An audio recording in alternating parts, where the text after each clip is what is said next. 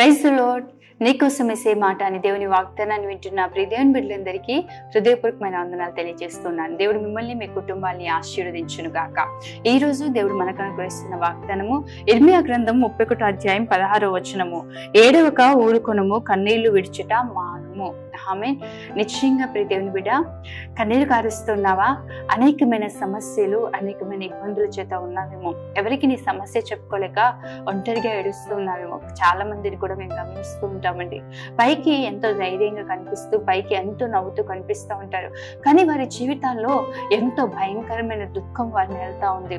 ఈరోజు ప్రియ దేవుని బిడ్డ, ఎవరికి తెలియకుండా మౌనంగా ఒంటరిగా కూర్చొని ఏడుస్తూ ఉన్నావేమో. నీ కన్నీటిని కూడా బయటికి చెప్పుకోలేని పరిస్థితిలో, కనీసం నీకున్న దుఃఖాన్ని కూడా బయటికి చెప్పుకోలేని పరిస్థితుల్లోనే ఉన్నావేమో.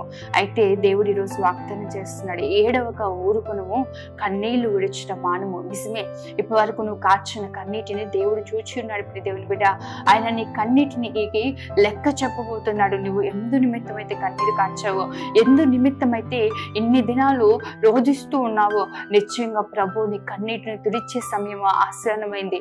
నిశ్చయంగా ధైర్యం తెచ్చు, ఇంకా కన్నీరు కార్చకుండా ప్రియ దేవుని బిడ్డ ధైర్యం తెచ్చుకొని ప్రభువుని బట్టి ముందుకు కొనసాగింపబడు. ఇన్ని రోజులు నువ్వు ఏడ్చావు కదా, ఇన్ని రోజులు కన్నీరు కార్చావు కదా. హన్నా దేవుని మందిరానికి వచ్చినప్పుడు భయంకరమైన బహు దుఃఖంతో దేవుని సన్నిధికి వచ్చిందండి. బహు దుఃఖంతో దేవుని సన్నిధిలో ప్రార్థించింది. కానీ నాటి నుంచి దుఃఖముఖిగా ఉండడం మానేసిందంట. ఎప్పటి నుంచి అంటే దేవుని సన్నిధిలో ప్రార్థించిన నాటి నుంచి. ఇప్పటి వరకు ప్రార్థన చేసావు కదా, ఇప్పటి వరకు మొరపెట్టావు కదా, ఇక్కడ నుంచి ధైర్యం తెచ్చుకో. ప్రభు నీ ప్రార్థన విన్నాడు. నిశ్చయంగా నువ్వు దేని నిమిత్తం అయితే, ఏ సమస్యను బట్టి అయితే నువ్వు కన్నీరు కరుస్తున్నావో, ఆ సమస్య నుంచి దేవుడు నిన్ను విడిపించబోతున్నాడు. ఆ కన్నీటికి కారణమైన ప్రతి అనుభవం నుంచి దేవుడు నిన్ను విడిపించబోతున్నాడు. ధైర్యం తెచ్చుకొని ముందు కొనసాగింపబడి ప్రియ దేవుని బిడ్డ, నిశ్చయంగా ఏడవకుండా ఊరుకో, ధైర్యం వహించు. మేలు చేయుటకు యెహోవా నీతో కూడా ఉన్నాడు. మనుషులందరూ నిన్ను ఏడిపిస్తున్నారా? మనుషులందరూ నిన్ను హేళన చేస్తూ ఉన్నారా?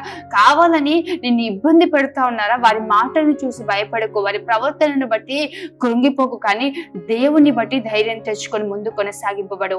ఇకపైన కన్నీరు కారవలసిన పని లేదు, కానీ ప్రభువే నీ పక్షాన అద్భుతమైన కార్యాలు జరిగించబోతున్నాడు. ఆమేన్. ప్రార్థన చేసుకుందాం. మహోన్నతుడు అయిన తండ్రి, సర్వశక్తిమంతుడైన దేవా, నీకే వందనాలు, స్తోత్రాలు ప్రభువా. ఈ ఉదయకాల సమయం మీరు మాకు ఇచ్చిన వాగ్దానాన్ని బట్టి వందనాలు ప్రభువా.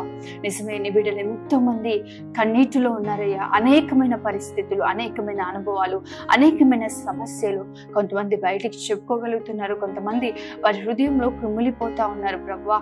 బిడ్డల్ని జ్ఞాపకం చేసుకోండి. ఈరోజు వాగ్దానం చేసిన రీతిగా ప్రభువా, వారికి ఎన్నడూ ప్రభా కన్నీరు కార్చకుండా వారి కన్నీటికి ప్రతిగా గొప్ప సంతోషం ఇచ్చి వారిని ఆదరించి బలపరచమని ప్రార్థిస్తున్నాను తండ్రి.